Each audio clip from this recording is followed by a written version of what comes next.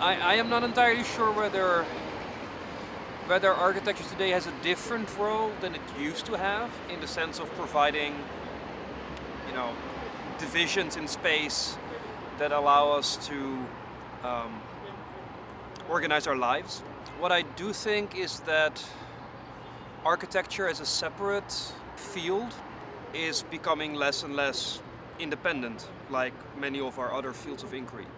The idea that you would put something in space, like a wall or a roof or a piece of grass, and that is semi-permanent, I think that is obviously going to disappear, in the sense that many of the stable aspects of our life are disappearing, and I really don't see why, in terms of interface, a wall is such a, you know, intelligent solution to a design problem.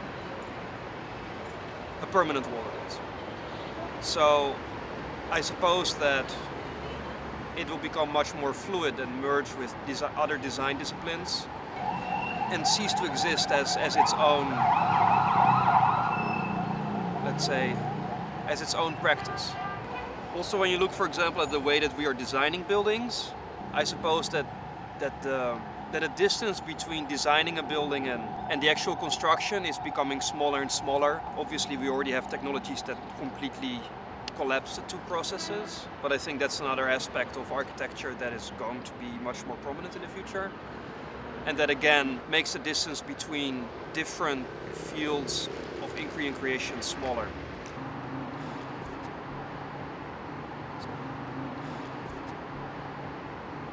It depends on what my country is.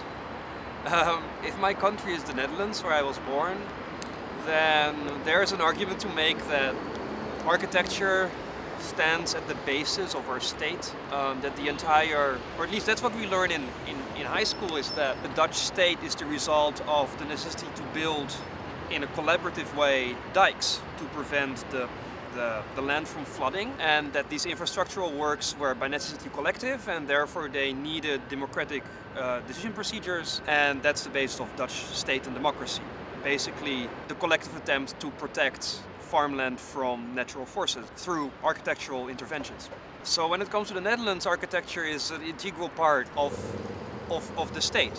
That in the Netherlands, people say that there's 1 square kilometer somewhere that has never been touched. That there's 1 square kilometer where the government has decided that they're never gonna make a plan about. It's a myth in the sense that there is no such square kilometer in the country, but it kind of indicates how enormously important the organization of space in the Netherlands is, in the sense that it's like super populated, we have very little space, most of the country is beneath sea level. The way that our country is structured, architecturally speaking and urbanistically speaking, is like nearly over-determined. It's very, very precise up to the millimeter. Then if you talk about the country in which I live, it's kind of the inverse situation where, you know, public space is to a large extent underdetermined in terms of design, and to a very large extent unregulated, which I kind of enjoy. I really like the contrast, but I can also understand why it might be very frustrating for people who have lived here longer than I have. When it comes to the role, I think paradoxically maybe the role is the same, in the sense that the role of architecture in the Netherlands is really, like, as I said, is at the base of the state. Whereas here in Albania, they desperately attempt to build a state through architecture. That somehow having an urbanistic plan or a master plan or any type of plan would be proof that the state is functioning, whereas everybody kind of knows that it doesn't. So in that sense, the function of architecture, you know, ideologically maybe, is similar, I suppose. I mean, it is proof of the fact that the state works. And then sometimes that's true, and then sometimes that isn't.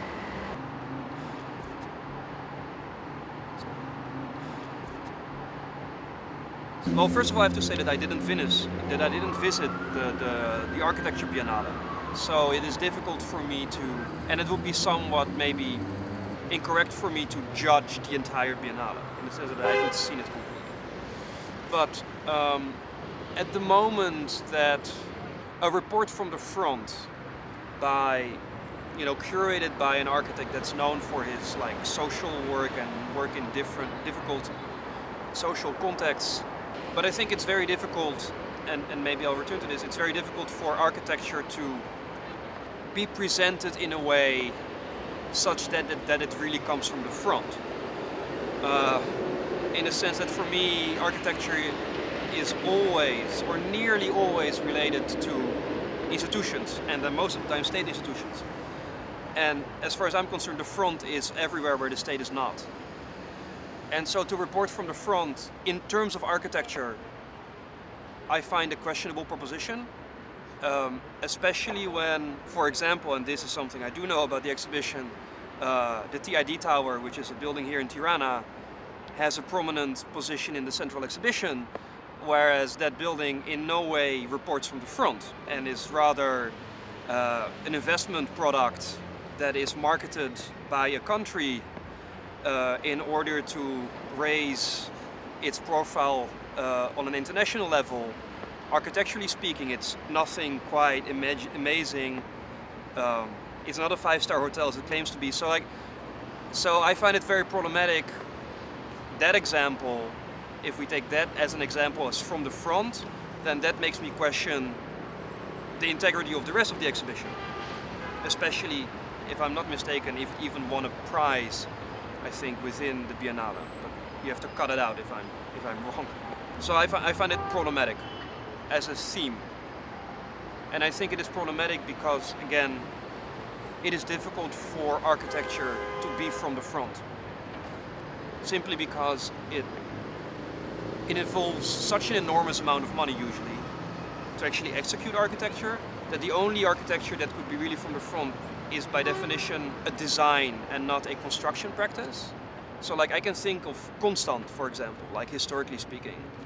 But obviously that's only models and sketches and not anything that actually was ever executed in real life, simply because the costs and the political influence that would bring with it would destroy the project as it, you know, existed in his mind.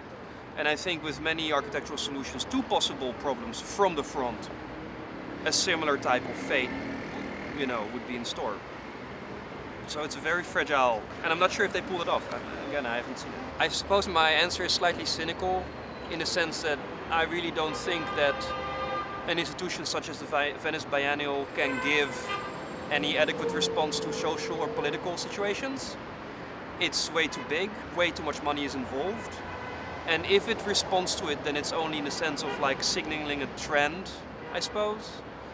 Like a way of making actual political and social changes in Europe accessible to a group of people that otherwise doesn't really care about struggles in Catalonia, civil war in Syria, refugee problem in Greece, but packages in a way that you can say, oh no, I went to the Biennale and I was really impressed by the works and I really care, but actually not doing anything at all. So no, it doesn't in any way reflect social and political changes otherwise than repackaging them in a way that makes them fashionable.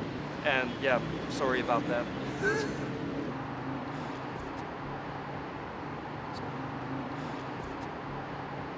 I suppose that if there is something like a current European spirit in architecture or in the Balkans, then that necessarily again relates to the way that the state manifests itself.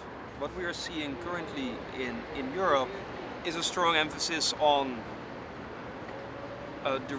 strong re-emphasis on national boundaries, which are obviously have an architectural component, such as border walls, and an attempt to like kind of arrive at a new sense of what is a nation as a way of pushing back against the European Union.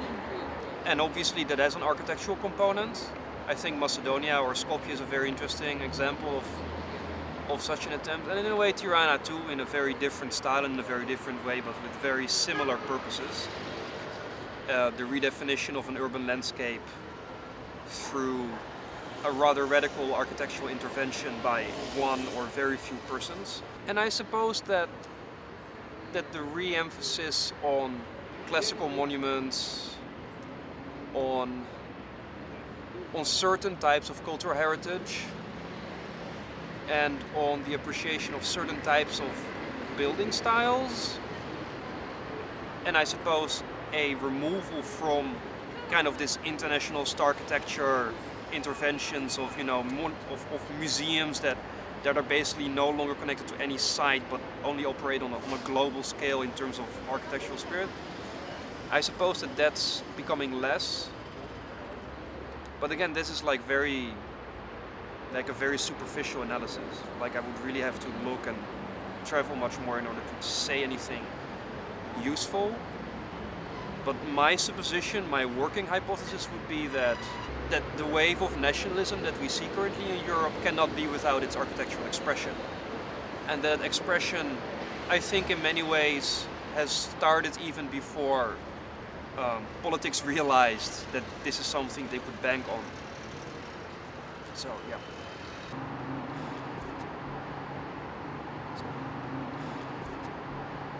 Well, obviously architecture already has an enormous, if not to say totalitarian, influence on our everyday lives. And I'm pretty sure that networking architects and architecture studios and architecture projects will increase the amount of possibilities that architecture has in order to express itself in, you know, on the planet in whatever way, and as such have even more influence on the lives of the people who live in and around it. So obviously, yeah, the possibilities are great. I mean, in the sense that all networking at some point start to improve the individual capacity of its nodes. Yeah, is there any specific advantage for architecture? I don't know. I don't think so. The advantages of networking for architecture are as good as for any other networking project, I suppose.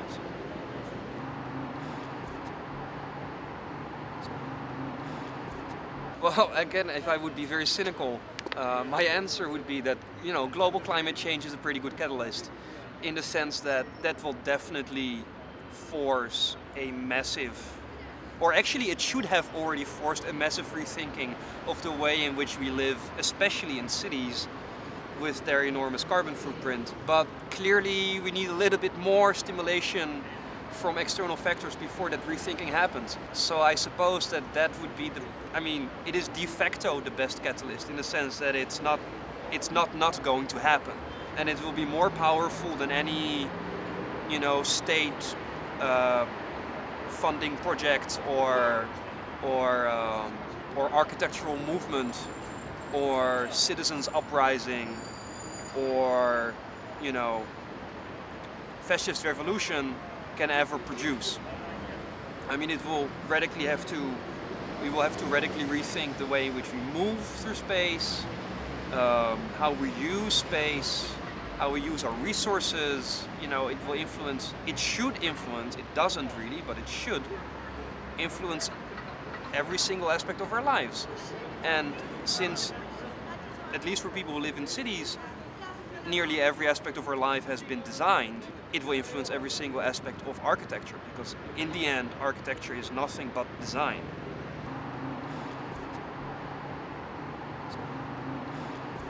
I suppose that a future mission of architecture perhaps could be to attend, you know, there will be beings living amongst all of this technology and design. And I'm not so sure whether other fields of design are as conscious about the fact that we live with these things as architecture should be, right? You know, in its ideal form. But I'm not sure if architectures or, you know, forms of architecture or architects are still able to scale back to this, you know, human element in their practice enough in order to understand that that's their essence, really, to take care of the people that, you know, they surround with their work. So that's definitely a challenge.